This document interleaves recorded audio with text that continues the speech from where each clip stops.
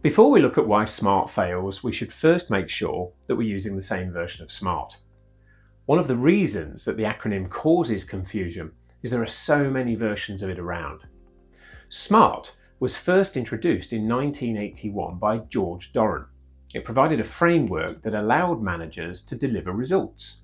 The framework was developed and tested with management teams in the Washington Water Power Company, and Doran shared his insights in a paper published in the Management Review.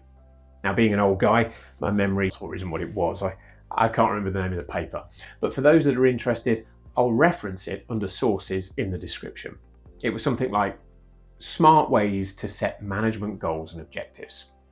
Now, the original acronym was specific, the target for a particular area of improvement; measurable, where we quantify or at least suggest an indicator of progress; assignable, specify who will do it; realistic, what results can realistically be achieved given the available resources; and time-related, when the result should be achieved.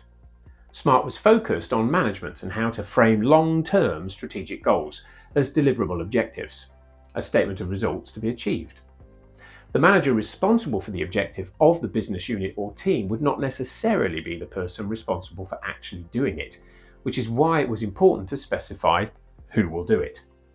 As SMART became more widely adopted, the focus shifted to sub-objectives or tasks that were needed to deliver the objectives. Those conversations tended to be with the person who would do the work, so the assignee was fairly obvious. What we needed was for that person to agree to do the work. That agreement would be a sign of commitment. So the A becomes agreed. Now, I worked in a business that used this version of SMART for setting annual personal objectives.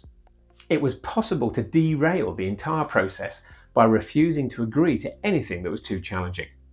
People wanted objectives that they were confident that they could deliver, as the objectives were linked to bonuses and rewards.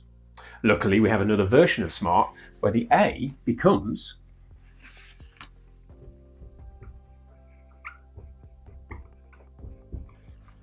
achievable.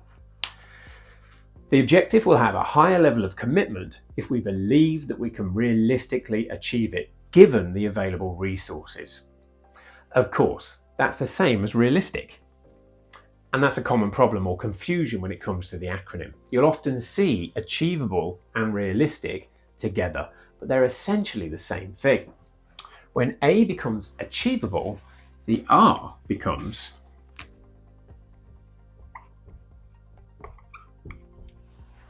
relevant. The reason for the objective and how it connects to the wider strategic goals. This is also about impact, how the objective or what impact that objective will have when it's delivered. There are many other variations, but this is my preferred version or framework, so let's not waste any more time talking about the acronym. In the next video, we'll look at how the language of SMART can be simplified to make the process of setting tasks and objectives more practical.